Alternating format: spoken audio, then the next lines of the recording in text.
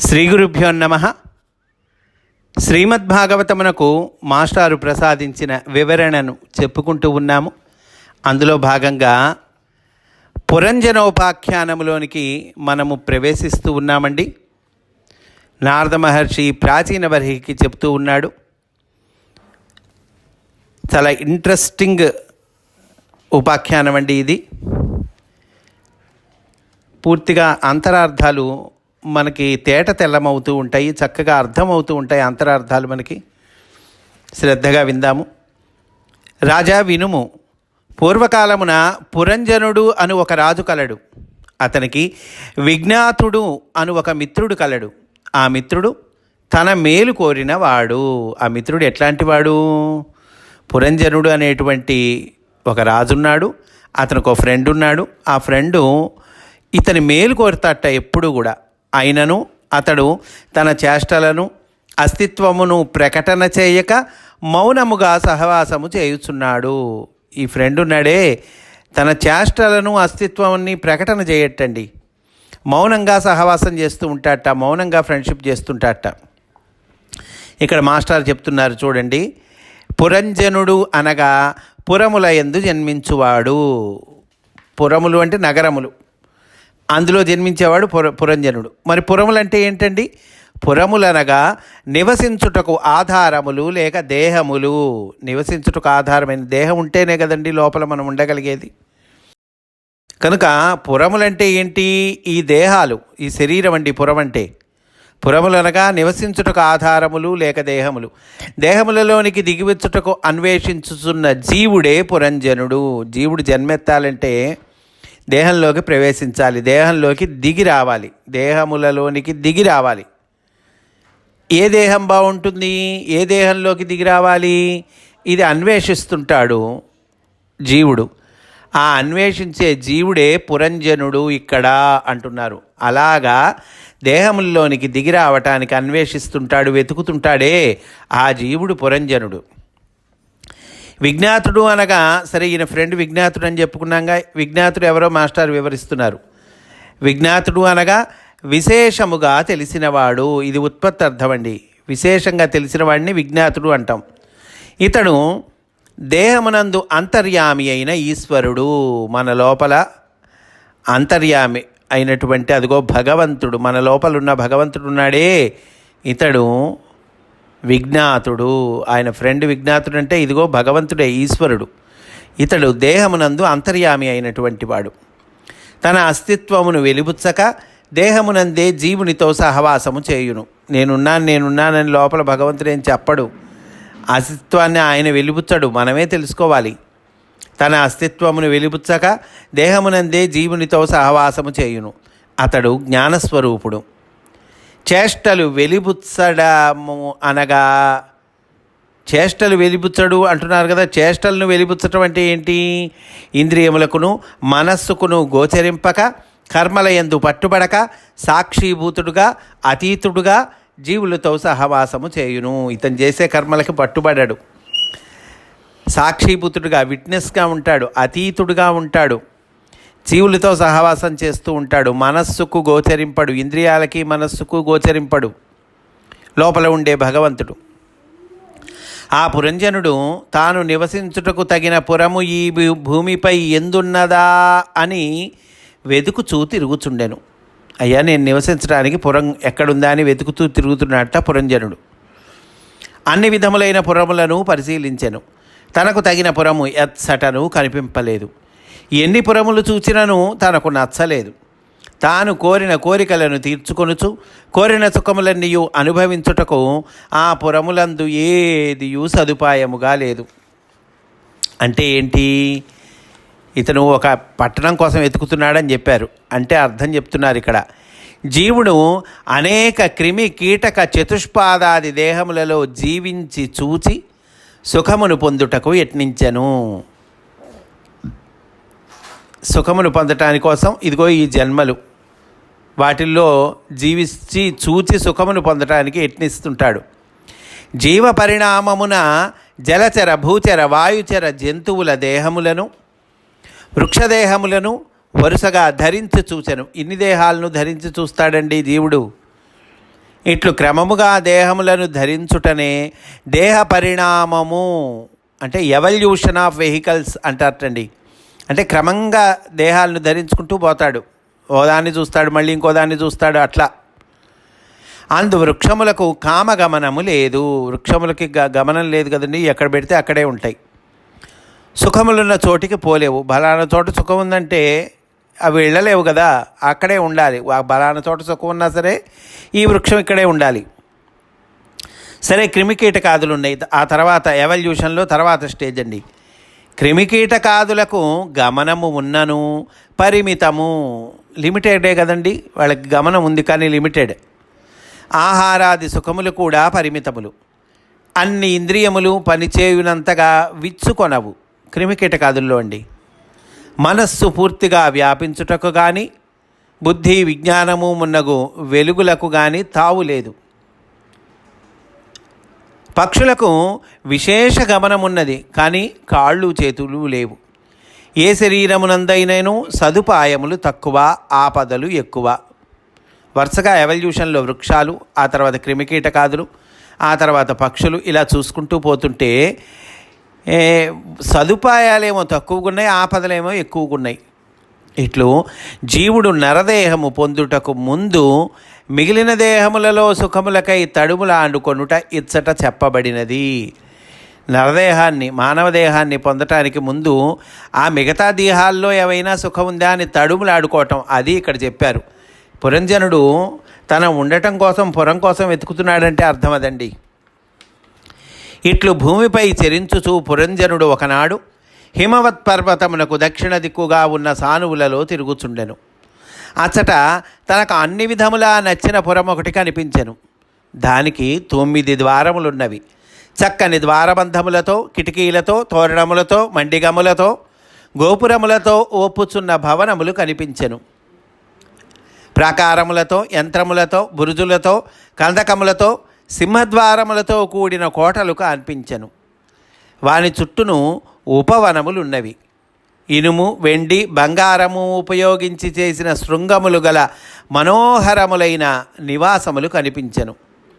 పురము నడుమ రాసబాటలు, 4 బాటలు కలిసిన కేంద్రములు, ధ్వజములు, క్రీడా ప్రదేశములు, ఎత్తైన స్తూపములు, స్తంభములు, అంగడులు విరాజిల్లుచుండెను. అందలి భవనములు మరకతములతో, స్ఫటికములతో, వైఢూర్యములతో, ముత్యములతో పొదుగబడి ఉన్నవి. ఆ నగరము నిజముగా భోగవతి అనదగి ఉన్నది. ఆ నగరం ఎట్లా ఉందయ్యా, నిజంగా భోగవతి అన్నట్లుగా ఉన్నది. అలాంటి నగరాన్ని చూశాడు అంటున్నారండి. ఈయనకి కనిపించిందట అట్లాంటి నగరం. అంటే మాస్టర్ అర్థం చెప్తూ ఉన్నారండి. చూడండి, ఆ నగరాన్ని బ్రహ్మాండంగా వర్ణించారు. ఇక్కడ దానికి అంతరార్థం మాస్టర్ చెప్తూ ఉన్నారు. ఇందలి వర్ణనమంతయు వేదార్థ ప్రతిపాదికము. వేదార్థ ప్రతిపాదకం ఇందులో ఉన్న వర్ణనం. ఈ నగరము నరదేహ నిర్మాణమనియు, అందు వసించు జీవులకు సకల సౌఖ్యములతో నగర నిర్మాణాది నాగరికత నేర్చుకొను మనోవికాసము కలుగుననియు, మానవదేహమున పుట్టి సాధింపని నాగరికత లేదనియు సూచింపబడినది.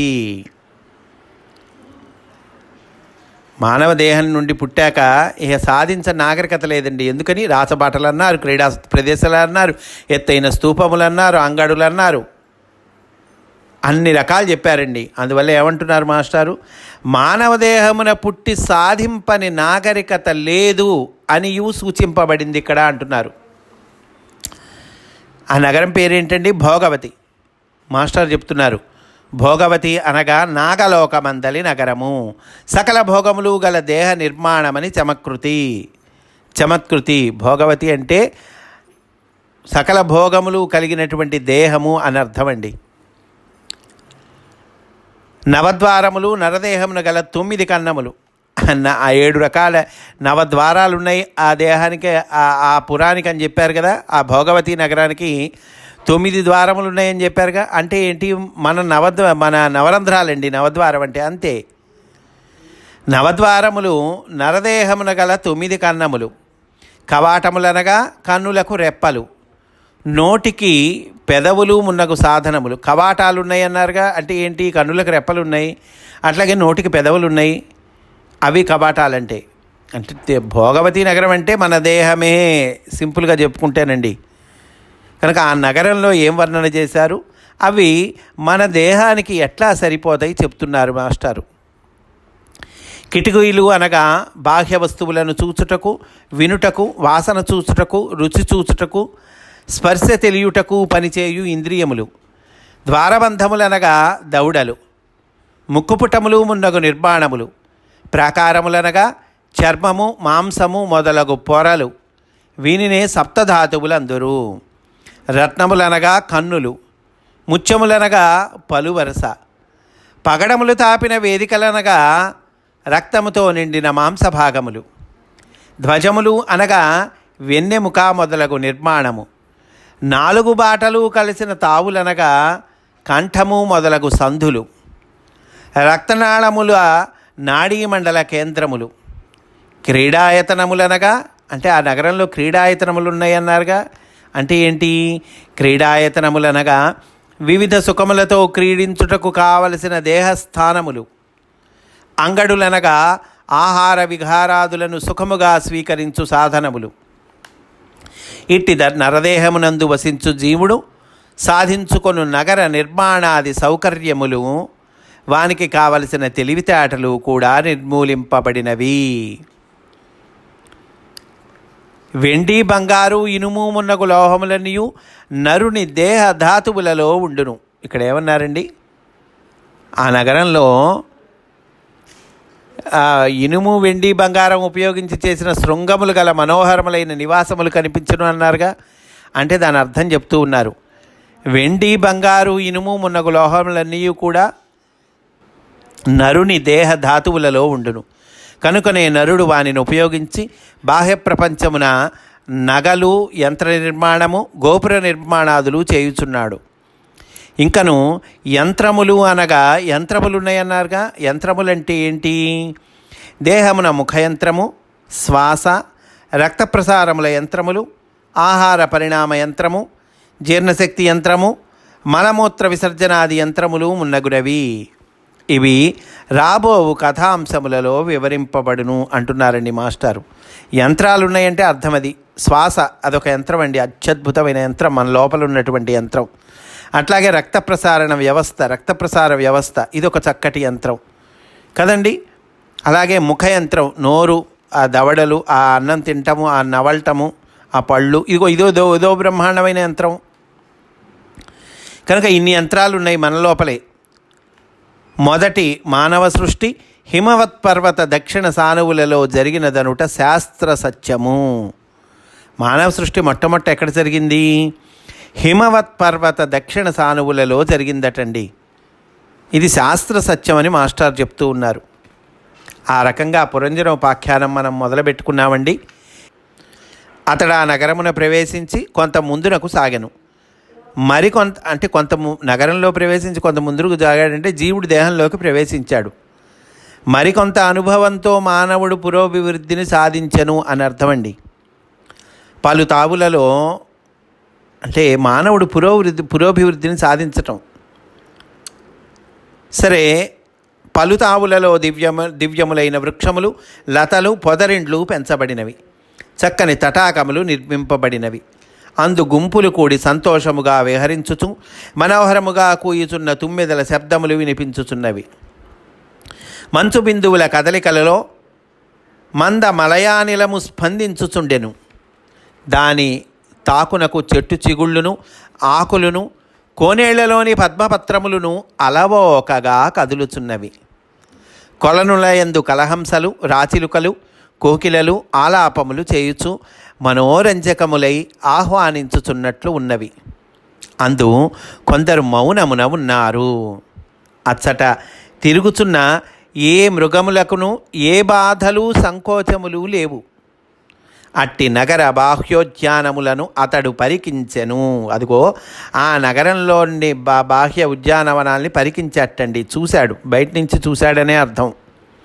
మాస్టర్ చెప్తున్నారు, ఇందు మానవుడు పురోభివృద్ధిని సాధించుకొని కల్పించుకొనిన సుఖ సాధనములన్నీ వర్ణింపబడినవి. మానవుడు సుఖ సాధనాల్ని కల్పించుకున్నాడు, పురోభివృద్ధి సాధించాడు. ఏమి సుఖ సాధనాలు కల్పించారనేవి ఇక్కడ వర్ణించారండి. మరియు పక్షుల కూతలు మున్నగునవి నరుల సరస సల్లాపములను సూచించును. ఆ తొలి దినములలో అవతరించిన మొదటి మానవ జాతియే జీవులకును బాధలు కలిగించుట ఇంకనూ నేర్చుకొనలేదు. కొందరు మౌనము పాటించుచున్నారనగా యోగ విద్యామున్నగునవి కొందరికి సహజములు అయ్యను అని అర్థము. ఇక్కడ ఆ నగరంలో కొందరు మౌనం పాటిస్తున్నారన్నారు కదా, అంటే అర్థం ఏంటంటే మానవుడు సుఖ సాధనాలు కల్పించుకున్నాడు, బాగుంది. కానీ కొంతమంది యోగ విద్యామున్నగునవి కొంతమందికి సహజములయ్యను అని అర్థము. ఆ పురము యొక్క వెలుపలి ఉద్యానవనమున అప్రయత్నముగా ఒక స్త్రీ కనిపించెను. ఆమె క్రొత్త యవ్వన వయస్సున ఉన్నది, కామరూపము ధరించి ఉన్నది. ఆమె వెంట ఒక ద్వారపాలకుడు, అతడు 5 తలల సర్పము రూపమున ఉండెను. ఒక స్త్రీ కనిపించింది, ఆ వెనక ఆమెతో పాటుగా ఒక ద్వారపాలకుడు ఉన్నాడు. ఆ ద్వారపాలకుడు ఎట్లా ఉన్నాడు? 5 తలల సర్పము రూపంలో ఉన్నట్టండి. ఆ ద్వారపాలకుడు సర్పం రూపంలో ఉన్నట్ట. ఆ సర్పానికి 5 తలలు ఉన్నాయిట. ఆమె వెంట 10 మంది అనుచరులు ఉండిరి. ఒక్కొక్కని వెంట 100 నడుచుతున్నారు. ఒక్కొక్క 100కి ఒక్కొక్క నాయకుడిగా ఆ 10 మందియు ఒక 1000 మందికి నాయకులై ఉండిరి. ఆమె 10 మంది, ఆమె వెంట 10 మంది అనుచరులు ఉన్నారట. ఆ 10 మందిలో కూడా ఒక్కొక్కడి వెనక 100 మంది నడుస్తున్నారట. ఒక్కొక్క 100కి ఒక్కొక్క నాయకుడు. అందువల్ల మొత్తం ఆ 10 మంది ఒక 1000 మంది నాయకులకి 1000 మందికి నాయకులై ఉన్నారట. ఆమె తన పరివారముతో పురంజనునికి ఎదురు నడిచెను. ఆ రకంగా ఉన్నటువంటి ఆ స్త్రీ ఇదిగో ఈ పురంజనునికి ఎదురు నడిచిందండి. అంటే ఇక్కడ మాస్టర్ వివరిస్తున్నారండి. ఎవరామా?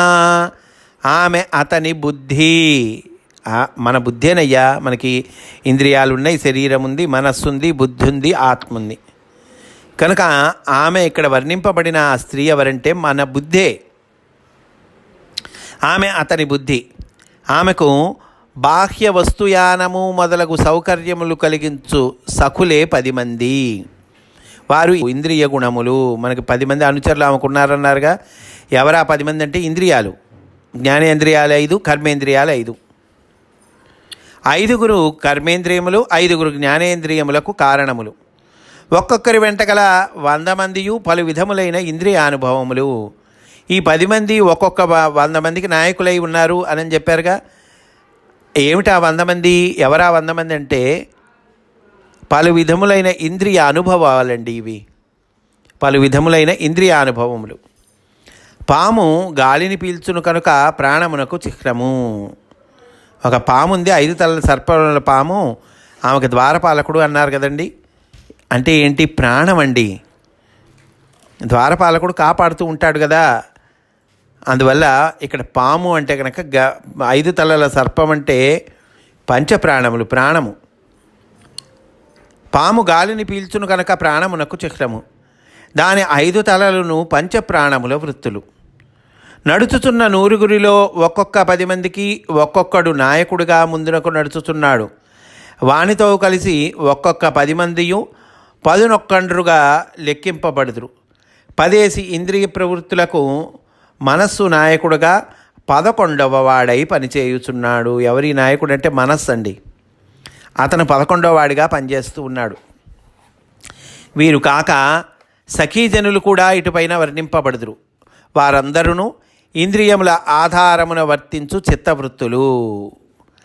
జీవునిపై ఆధారపడిన అస్తిత్వము కలదే గాని బుద్ధి స్వతంత్రముగా భాషింప కలది కాదు కనుక స్త్రీ అని వర్ణింపబడినది. ఇక్కడ బుద్ధిని స్త్రీగా వర్ణించారండి. ఎందుకు అంటే కనుక జీవునిపై ఆధారపడిందేగా ఇది. ఆ జీవునిపై ఆధారపడిన అస్తిత్వం కలదే కానీ స్వతంత్రంగా భాషింపగలది కాదు కనుక స్త్రీ అని వర్ణించారు. జీవుడు ఏర్పడినప్పుడు అతని బుద్ధి ఏర్పడునే కానీ జీవుని కన్నా వేరుగా బుద్ధి అని ఉండదు. మరియు భౌతిక నరదేహము ధరించినప్పుడు జీవుడు మగవాడుగానో ఆడుదిగానో దేహము ధరించి తీరవలయును. మగదేహముతో పుట్టినప్పుడు బుద్ధికి లక్ష్యముగా ఆడుది ఉండును. ఆడుదేహముతో పుట్టినప్పుడు మగవాడుండును. ఈ సత్యమే సంసార జీవి యందు కామముగా పనిచేయుచున్నది. అతీతుని యందు జీవునకు దేవునకు గల సంబంధముగా పనిచేయుచున్నది. ఈ స్త్రీ పురుషుల ఇది ఉంది కదా, స్త్రీకి మగదేహంతో పుట్టినవాడు ఆ బుద్ధి ఉంటుంది కదా వాడికి, ఆ బుద్ధి అతనికి ఆ బుద్ధికి లక్ష్యంగా ఆడది ఉంటుంది. అట్లాగే ఆడదేహంతో పుట్టినప్పుడు మగవాడు ఉంటాడు లక్ష్యంగా. ఇదే ఉంది చూసారా, ఈ కామంగా పనిచేస్తుంది. ఇదే అతీతుని యందు, అంటే ఈ స్త్రీ పురుష భావములకు అతీతుడి యందు ఉంటుందే వాడికట ఇదే ఈ కామమే ఏమవుతుంది, జీవునకు దేవునకు గల సంబంధంగా పనిచేస్తుంది అంటున్నారండి. కనుక ఆ పురంజనుడంటే ఏమిటి, లోపల ఉన్నవాళ్ళెవరు, ఆ పురంజనుడితో పాటు అక్కడ ఆయన ఏ నగరం చూశాడో ఆ నగరంలో ఏం కనిపించినాయి, వాటి వివరాలన్నీ చెప్పుకుంటూ ఉన్నామండి. ఈరోజు ఇక్కడితో పూర్తి చేసుకుందాం. రేపు కూడా ఇదే అంశంలోని విశేషాలను చెప్పుకుందాము అని సవినయంగా మనవి చేసుకుంటూ స్వస్తి. వాసుదేవ.